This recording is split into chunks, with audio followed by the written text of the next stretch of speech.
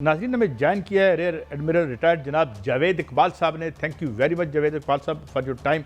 जावेद इकबाल साहब, मैं पहले तो एक खबर के हवाले से आपसे रहनुमाई चाहूँगा कि ये कहा गया, आज CNBC की तरफ से कहा गया है कि 28 फरवरी से लेकर अब तक ये जो कॉन्फ्लिक्ट है, इसके दौरान जो tankerstracker.com है, कोई जो टैंकर्स को ट्रैक करते हैं, कि 11.7 मिलियन बैरल तेल इस दौरान चाइना को जाता रहा। इज़ दैट पॉसिबल, और आप क्या समझते हैं? और फिर अगर वो जाता रहा तो टैंकर वापस भी तो आए होंगे, they could have brought something back. एक तो ये हमें बता दीजिएगा, और second part of my question is, क्या जो ईरान की एक लोकल है या जियोग्राफिकल प्लेसमेंट है अपनाए हरमुज़ के साथ, इज़ इट पॉसिबल कि बग़ैर ईरान की इजाज़त से वहाँ से कुछ गुजर पाए?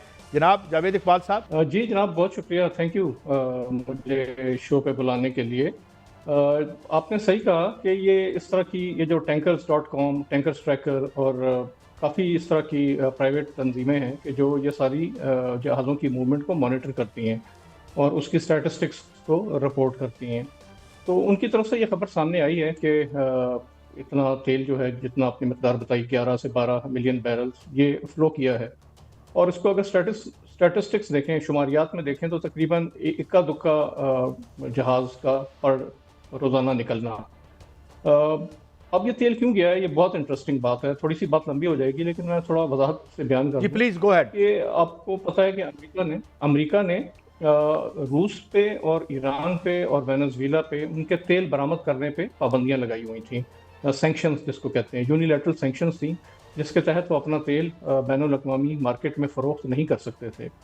तो इस पाबंदियों को इनसे निपटने के लिए एक शैडो फ्लीट वजूद में आया, जिसमें डार्क शिप्स। तो ये थोड़ी सी बड़ी अजीब सी इस्तिलाह है, लेकिन मैं नाज़रीन के समझने के लिए बता दूं कि डार्क शिप एक ऐसा तजारती जहाज़ होता है, समुद्री तजारती जहाज़, कि जो अपने मकसद को खुफिया रखता है। ये पुराने जहाज़ होते हैं कि जो मार्केट से ये जो इंटरनेशनल ऑयल स्मगलिंग रैकेट होता है, ये उठाते हैं और उनके ऊपर वो तेल फिर स्मगल करते हैं और वो उसको एक ओपन मार्केट के रेट से डिस्काउंटेड रेट पे बेचते हैं, क्योंकि वो उस पर अमेरिका की सैंक्शंस हैं। तकरीबन 2-3 महीने से अमेरिका ने इस पर घेरा तंग किया। पहले हमने वेनेजुएला के केस में देखा कि उन्होंने वेनेजुएला से एक्सपोर्ट होने वाला जितना तेल था उसके ऊपर उन जहाज़ों को अरेस्ट किया। फिर इसी तरह रूस वाला जो तेल था उसको अरेस्ट किया गया, उन जहाज़ों को अरेस्ट किया गया। और इसी तरह ईरान से जो तेल स्मगल हो रहा था, और जो ईरान से जो तेल है वो ज़्यादातर, आपने सही कहा कि वो चाइना की तरफ जाता है, तो उस पर भी प्रेशर आया। तकरीबन 1 महीना पहले इंडियन कोस्ट गार्ड ने 3 जहाज़ गिरफ्तार किए कि जो ईरान से चलकर तेल लेकर जनूब मगरिब की तरफ, जनूब मशरक़ की तरफ, चीन की तरफ जा रहे थे। तो ये तो बिल्कुल वाज़ेह है कि तेल की ये एक तरह से आप इसको स्मगलिंग कह भी सकते हैं, नहीं भी कह सकते, क्योंकि ये इसमें इन सैंक्शंस में अक़वाम मुत्तहिदा की बैकिंग शामिल नहीं है। ये अमेरिका की सैंक्शन है कि जो उसने एक बायलैटरल सूरत हाल। लेकिन जावेद साहब, अब तो वहाँ जंग लगी हुई है, और जंग के दौरान जो है वो तो ना कोई वहाँ पर पाबंदी जो है अमेरिका कर रहा है, और जो ईरान है उन्होंने स्टेट ऑफ हरमुज़ जो है बंद की हुई है। जब स्टेट ऑफ हरमुज़ की बात करते हैं सर, तो वहाँ पर 5 जज़ायर भी हैं जो ईरान के जो है वो ज़ेर इंतज़ाम हैं, वो बड़े अहम बताए जाते हैं फौजी तौर पर। और अभी ये बताया जा रहा है कि वहाँ पर ईरान ने बारूदी सुरंगें जो हैं वो भी बिछाना शुरू कर दी हैं समंदर में। अमेरिका ने भी ये दावा किया, और ईरान ने भी ये कहा कि वहाँ से 1 लीटर जो पेट्रोल है वो भी नहीं गुजरने देंगे। और साथ साथ वहाँ पर हज़ारों की तादाद में जो कश्तियाँ हैं, जो खुदकुश कश्तियाँ हैं, खुदकार कश्तियाँ हैं, जिन पर जो है वो मिसाइल लगे हुए हैं, और वो वहाँ पर जो है वो समंदर के अंदर हैं ईरान की। ईरान ने ज़मीन पर तो बहुत मुकाबला किया है, वहाँ पर जो खैबर शिकन मिसाइल जो हैं वो छोड़े गए, और उन्होंने बाकायदा तौर पर तबाही मचा दी इसराइल के अंदर और अमरीकी फ़ौजी अड्डों पर। लेकिन ये जो खुद का कुछ कश्तियाँ हैं, ये अमरीकी बहरिया के लिए कितनी ख़तरनाक हो सकती हैं, और जो बारूदी सुरंगें हैं वो अमरीकी बहरिया के लिए कितनी ख़तरनाक साबित हो सकती हैं, और अब्राहम लिंकन पर अगर इन्होंने हमला कर दिया तो क्या वो डूब सकता है? जी, मैं ये आपके सवाल के 3 हिस्से हैं, मैं बारी बारी इनका जवाब देता हूँ। कि जो तेज़ रफ्तार कश्तियाँ हैं, जो छोटी कश्तियाँ कि जिनके ऊपर मिसाइल लॉन्चर नस्ब हैं, रॉकेट लॉन्चर नस्ब हैं, और वो तेज़ रफ्तारी से एक घेरा डाल के, जैसे आप शहद की मक्खी के छत्ते को छेड़ दें, तो वो इंसान को भी ज़िच कर देती हैं जब वो मिलकर तेज़ी से हमला करती हैं। تو ایران نے یہ ایک ایسیمیٹرک وارفیئر یعنی کہ غیر روایتی جنگ کی یہ حکمت عملی ترتیب دے رکھی تھی، کیونکہ اس کو پتا تھا کہ وہ جتنی مرضی روایتی تیاری کر لے وہ امریکہ کی مضبوط فوج کا اور مضبوط بحریہ کا مقابلہ نہیں کر سکتا. تو جیسے شب خون مارنا ہوتا ہے یا کمانڈو ریڈز ہوتے ہیں، تو یہ ساری اسی حکمت عملی کا ایک پہلو تھا. اس کے ساتھ ساتھ اس نے سمندری بارودی سرنگوں کا بھی ایک انبار لگا کے رکھا ہوا ہے، تاکہ سمندری بارودی سرنگوں کو ہم ایک غریب قوم کا ایٹم بم بھی کہتے ہیں، کیونکہ اس کی کاسٹ بہت ہی منیمل ہوتی ہے. $1,500-2,000 سے لے کے یہ $30,000-40,000 تک آ سکتی ہے.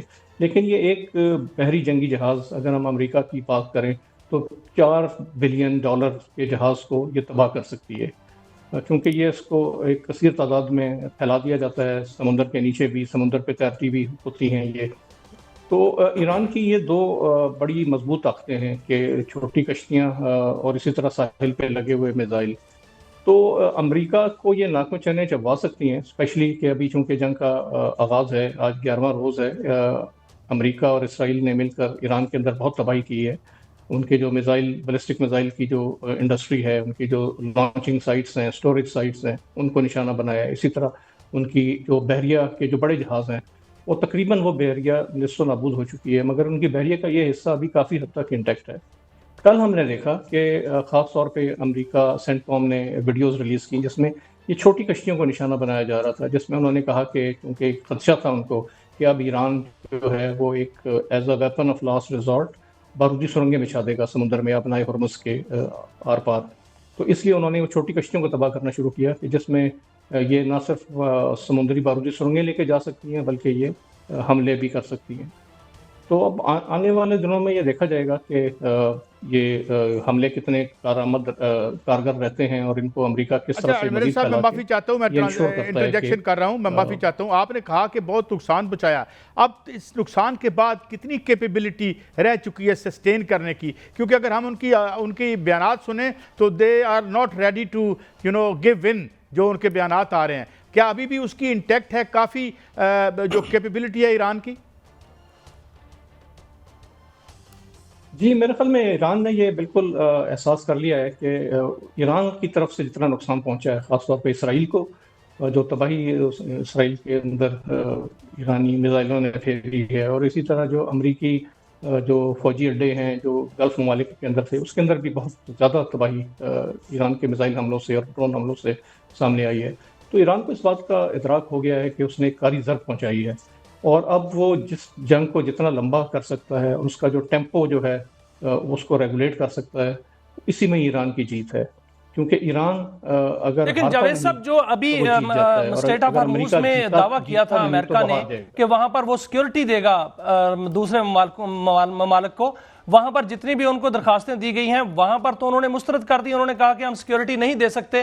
اس کا مطلب ہے کہ جو امریکہ ہے وہاں سمندر کی جنگ جو ہے وہ اس ہار گیا ہے اور اس میں صلاحیت نہیں رکھتا کہ وہ جو وہاں پر جو ہے ایران کا مقابلہ کر سکے. اگر ایران کی وہ کشتیاں، وہ جو ہائپر سونک میزائل وہاں پر لگے ہوئے ہیں وہ چلنا شروع ہو گئے تو اس کی جو امریکہ کی بحریہ ہے، بڑے بڑے طیارے وہاں پر جو بیڑے وہاں پر لے کے آ گیا امریکہ، وہ سمندر کی تہہ میں ڈوب سکتے ہیں.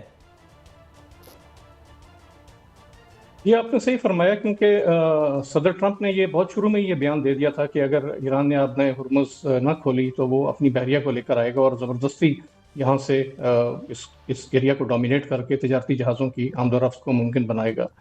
لیکن میرے خیال میں شاید ان کو یہ اندازہ نہیں تھا کہ ہر کیمپین میں ایک پلاننگ ہوتی ہے کہ پہلے کیا ہوگا، کتنے دنوں میں اس کا اثر آئے گا اور اس کے بعد اگلا سٹیپ ہو سکے گا. تو ایران کی بحریہ کو مکمل طور پر تباہ کرنے کے بعد ہی یہ جہازوں کی آمد و رفت ممکن ہو سکے گی اور امریکی بحریہ کا وہاں پہ آنا ممکن ہو سکے گا. کیونکہ اس سے پہلے اگر مائننگ ہو جاتی ہے، جیسے کہ ابھی کل ہی رپورٹس آئی ہیں کہ ایران نے شاید مائننگ شروع کر دی ہے، اس کو ابھی تک ویریفائی نہیں کیا جا سکا، لیکن ایران نے ابھی 3 بحری جہازوں پر آج حملے ہوئے ہیں، جو ایک پروجیکٹائل سے یا اس کو آپ ایک ڈرون سے بھی کہہ سکتے ہیں حملے. تو یہ ہرمز ابھی مزید گرم ہونا شروع ہو گیا ہے اور کل تک میرے خیال میں آپ دیکھیں گے کہ اس کے اندر اور کافی. آپ کا کہنا یہ ہے ایڈمرل صاحب کہ یہ ابھی کھیل ختم نہیں ہوا اور مکمل طور پر ایرانی میٹ بھی نہیں ہوا. بہت شکریہ ایئر ایڈمرل جناب ظفر اقبال صاحب ہمیں گائیڈ کر رہے تھے.